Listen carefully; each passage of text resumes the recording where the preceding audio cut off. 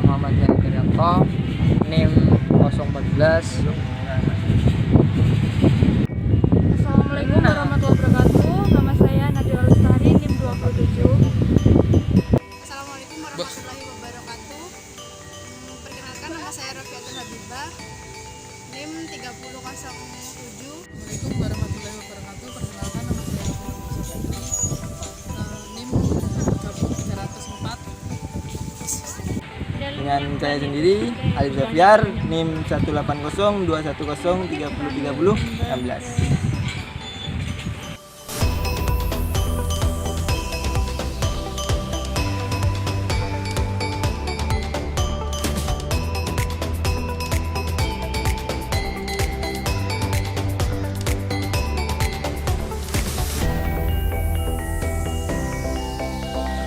Sudah mulai. Assalamualaikum warahmatullahi wabarakatuh. Waalaikumsalam. Nama saya perkenalkan sebelumnya, kami ini dari mahasiswa pendidikan geografi Universitas Jember. Perkenalkan, nama saya Muhammad Zahirianto, dan teman ini ada Alif, ada Nadila, ada Rofi, ada Alvina, sama Lia. Nah, tujuan kami di sini pertama untuk mengobservasi di desa ini tentang potensi alamnya kayak gimana, sama kultur masyarakatnya itu kayak gimana, sama apa yang bisa dikembangkan di desa ini untuk ya bisa memajukan desa ini. Jadi tujuan kami kesini itu. Jadi ada mungkin beberapa pertanyaan yang akan kami ajukan kepada Bapak siapa? Ahmadi. Bapak Ahmadi. Yang pertama sih, sebelumnya tentang yang Bapak tahu tentang desa ini kayak gimana, tentang potensinya apa saja. Terus langsung dijawab. Iya. Ini ya. Iya. Assalamualaikum warahmatullahi wabarakatuh. Waalaikumsalam. Perkenalkan dulu, nama saya Pak Ahmad, selaku Kepala Desa Pesisir. Terkait dengan adanya desa pesisir, di desa kami ini mayoritas nelayan untuk mencari nafkah, menjalani kehidupan. Dan terutama bagi saya selaku kepala desa untuk mengembangkan dan juga untuk memperdayakan mencari kesinambungan. Karena selama di pesisir ini jangka musim ini ada dua musim. Ada musim ikan dan musim pecekelik. Dalam musim pecekelik ini, saya selaku kepala desa untuk mencari kesinambungan lewat beberapa mata pencarian, termasuk di dalam pengelolaan, ada pengelolaan kerupuk, ada pengelolaan ikan, ada pengelolaan rengginang. Itu tujuan kami selaku pemerintah desa. Dan juga ini ada satu bentuk, di sini akan didirikan satu BUMDes supaya untuk mengembangkan mata pencarian ini. Mungkin itu yang bisa saya sampaikan dulu. Mungkin ada pertanyaan-pertanyaan lain yang bisa saya jawab dengan apa adanya dan apa yang ada di desa kami, di desa pesisir.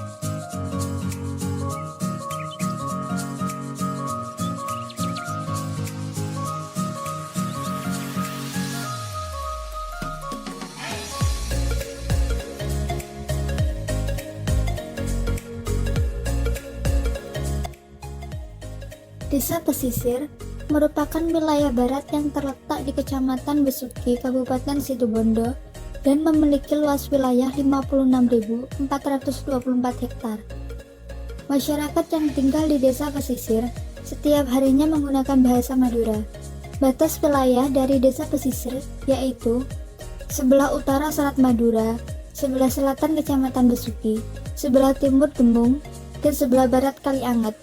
Penggunaan lahan di Desa Pesisir dikelompokkan menjadi 5 kelompok, yaitu tambak, tegalan atau ladangan, pemukiman, dan sawah irigasi. Penggunaan lahan sebagai daerah pemukiman mendominasi di wilayah ini, kemudian diikuti oleh sawah irigasi, tegalan, dan tambak. Penggunaan lahan mencerminkan bahwa Desa Pesisir memiliki penduduk yang sangat padat, dikarenakan banyaknya lahan yang digunakan sebagai wilayah pemukiman, serta ada 3 sungai yang bermuara di wilayah desa ini. Secara keseluruhan, penggunaan lahan di Desa Pesisir seperti penggunaan lahan pada wilayah pesisir lain. Namun, dalam penggunaan lahan untuk tambak hanya tersebar di sebagian kecil dusun Mandaran. Pada Desa Pesisir, penggunaan lahan secara total lebih difokuskan pada pemukiman penduduk. Di sini saya akan menjelaskan tentang potensi-potensi yang bisa dijadikan wisata yang ada di Desa Pesisir Besuki. Pertama, dari potensi wisata.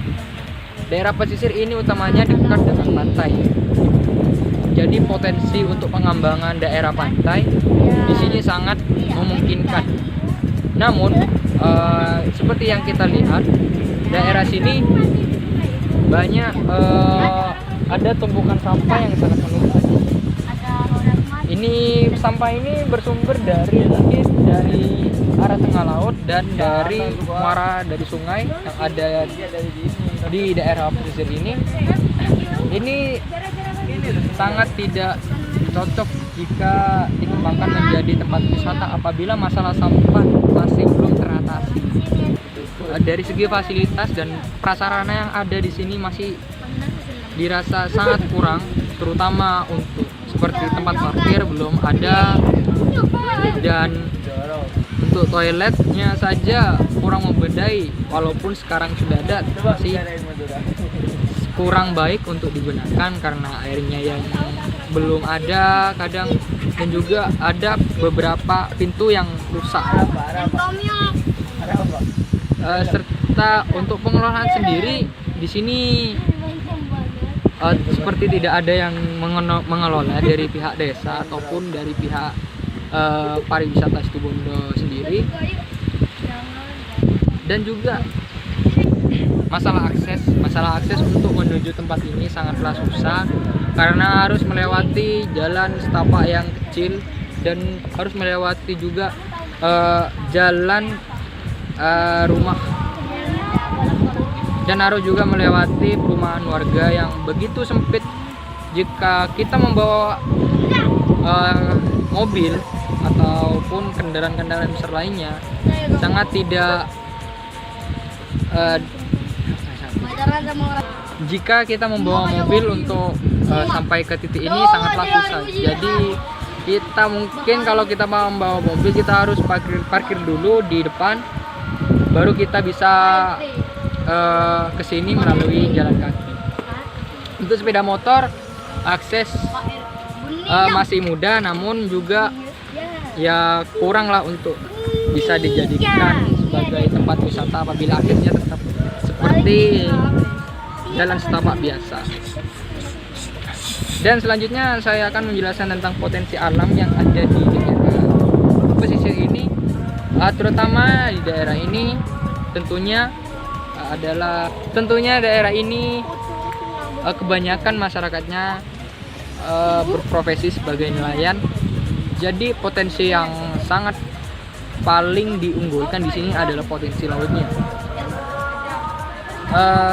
Potensi di sini mungkin bisa disejajarkan dengan daerah Penarukan yang sudah dikenal di daerah Situbondo sebagai daerah penghasil ikan. mungkin itu bisa dioptimalkan lebih lanjut oleh pemerintah desa untuk menjadikan daerah ini sebagai daerah penghasil ikan terbesar di Situbondo. Dan juga potensi dari segi pelabuhan di sini kurang mendukung untuk perekonomian masyarakat, karena terlihat aktivitas pelabuhannya sangat minim sekali. Tidak ada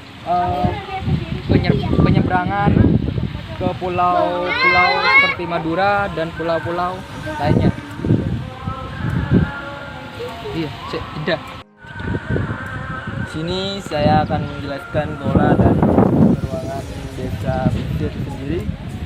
Desa pesisir sendiri ini terletak di sepanjang garis pantai di Kecamatan Besuki. Pola ruangannya itu menyebar mengikuti garis pantai dan mengikuti jalan.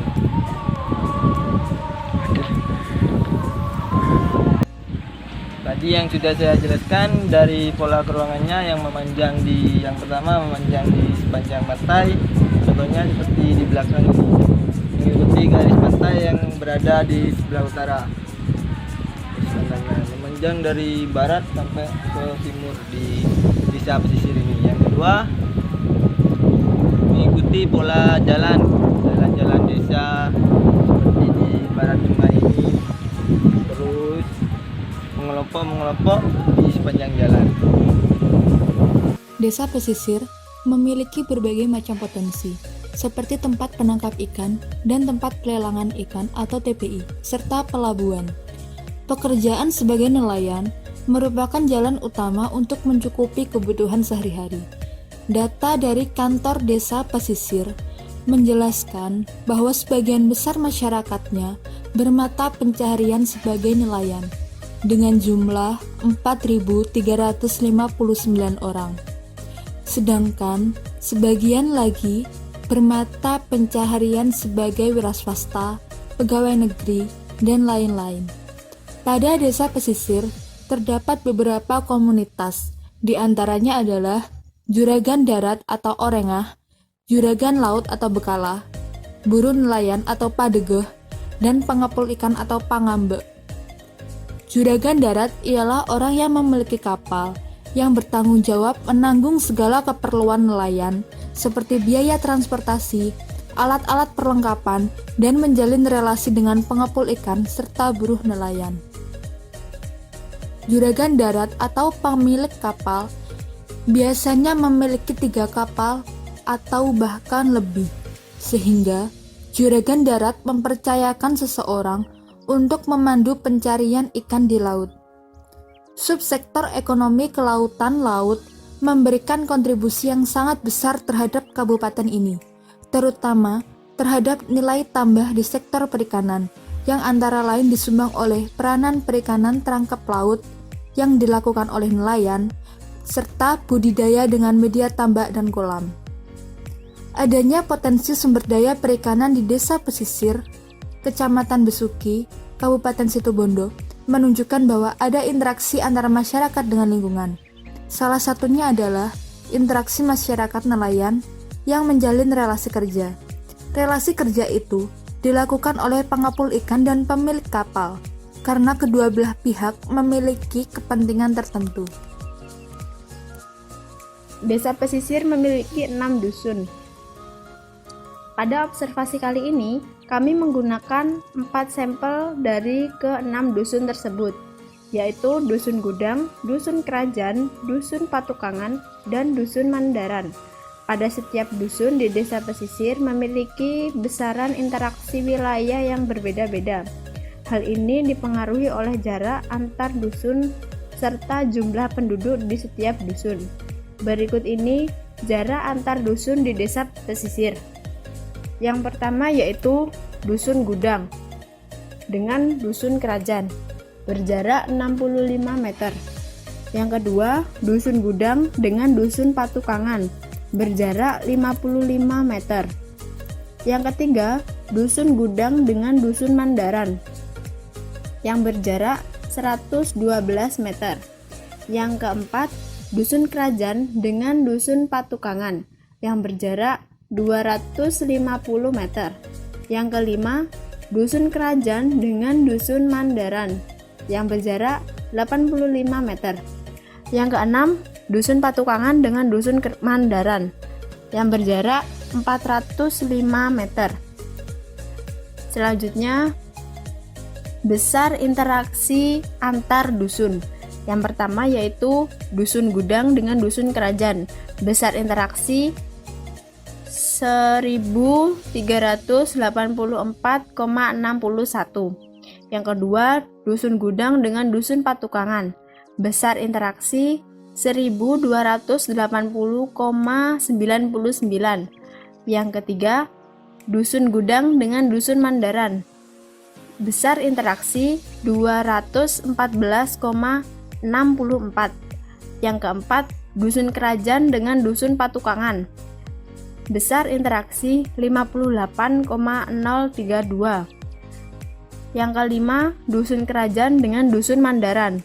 Besar interaksi 231,05.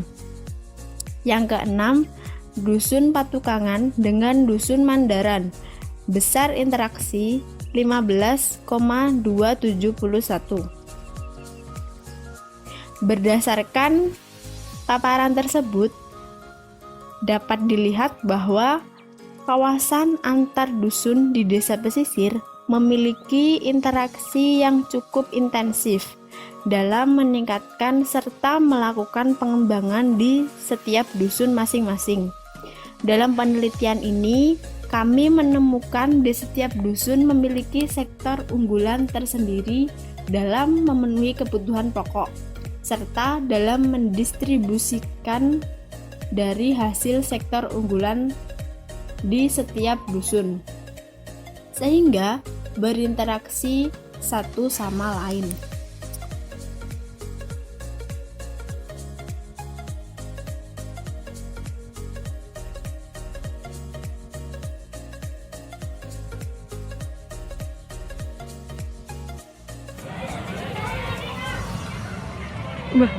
Halo guys, sekian dari perjalanan kami. Terima kasih sudah mengikuti dari awal sampai akhir observasi kami. Sekian dari kelompok 5, kurang lebihnya mohon maaf. Wassalamualaikum warahmatullahi wabarakatuh. Wabarakatuh.